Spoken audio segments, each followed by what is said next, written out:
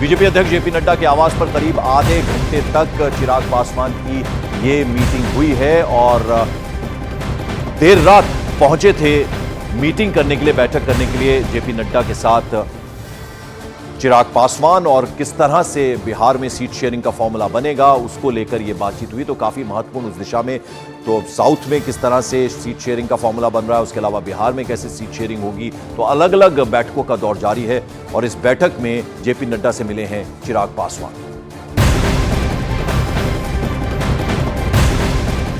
Morning prime में बड़ी खबर, उद्धव ठाकरे ने केंद्रीय मंत्री नितिन गडकरी को ऑफर दिया है। नितिन गडकरी को महाआघाड़ी में आने का यह ऑफर दिया गया उद्धव ठाकरे की तरफ से। उद्धव ठाकरे ने महाआघाड़ी से चुनाव लड़ने का यह ऑफर दिया है। नितिन गडकरी बीजेपी छोड़े, हमारे साथ आए। उन्होंने कहा कि महाराष्ट्र कभी भी दिल्ली के सामने झुका नहीं है। क्या कहा उन्होंने, जरा सुन लेते हैं। युतीमध्ये जे मेहनत करत होते त्या नितिन गडकरींचं नाव त्याच्यामध्ये नाही। अहो नितीनजी सोडून द्या भाजपा, राहा उभे, आम्ही महाविकास आघाडीकडनं तुम्हाला निवडून आणतो। दाखवा महाराष्ट्राचं पाणी, दाखवा महाराष्ट्राची धमक, दाखवा महाराष्ट्र दिल्ली समोर कधी झुकला नाही।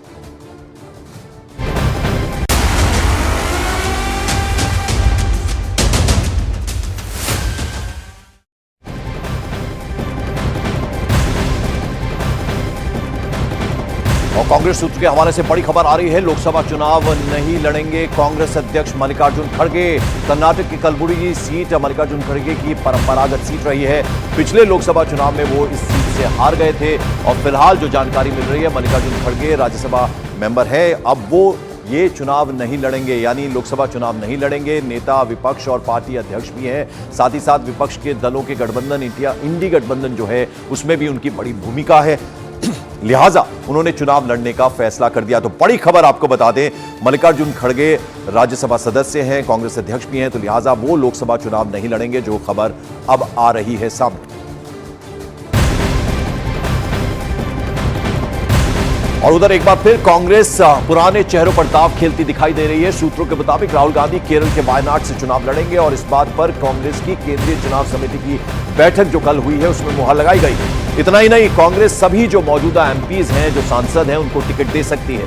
केंद्रीय चुनाव समिति की बैठक में दिल्ली की सीटों पर भी चर्चा हुई है, लेकिन दिल्ली की सीटों पर अभी तक कोई फाइनल फैसला नहीं हुआ है। कांग्रेस की केंद्रीय चुनाव समिति की इस बैठक में 6 स्टेट्स की सीटों पर चर्चा हुई।